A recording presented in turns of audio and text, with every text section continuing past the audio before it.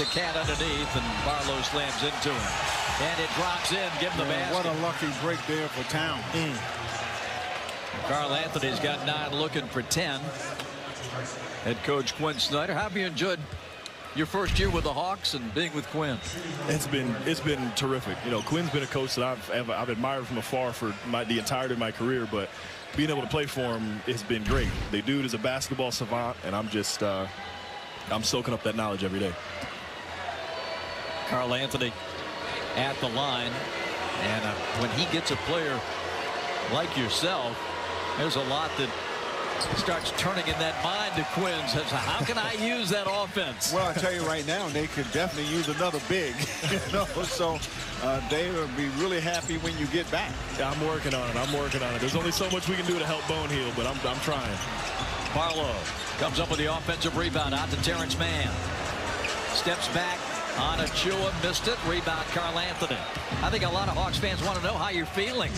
Broken fever in Orlando, and we were there last. We're heading there Tuesday. How are you coming along? I'm doing well. I've just been rehabbing, just trying to slowly put more weight on it and slowly, get back to action. And man, there's no substitute for rest, and it's been great for me, and I'm just really looking forward to hopefully joining these guys later in the postseason. You know, when you're messing around with your wills, you know what I mean by that, Bob, when you have a foot or ankle injury and those sort of things, it's not as easy as people think to come back, that quickly for something like that. So, you got to come back when it's time for you to come back. Right. No, exactly. It's one of those things you definitely don't want to come back too early and potentially jeopardize something else. Yeah. So because again, you over, compensate for that injury and end up hurting something else. So don't want to do that. Right. Exactly. Been through that too many times. Yes. No. Carl Anthony at the line. 42-33 New York here with 10:47 to go before halftime. And Towns up to a dozen. Larry Nance Jr. joining us in the booth. You had one of the most unique experiences, I think, Larry, of any NBA player could have. A steal here by Shambo. We'll get to it as we watch Bridges take it up and in.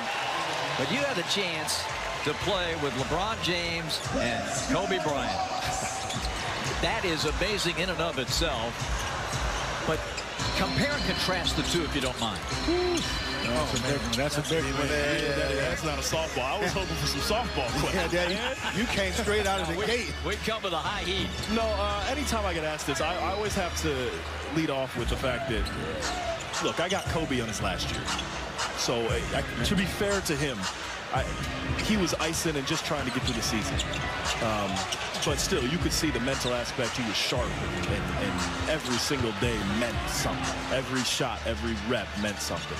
And even at that age with Kobe, he was still a guy you had to plan for, because he could score with the best of it, and he was so smart as a scorer.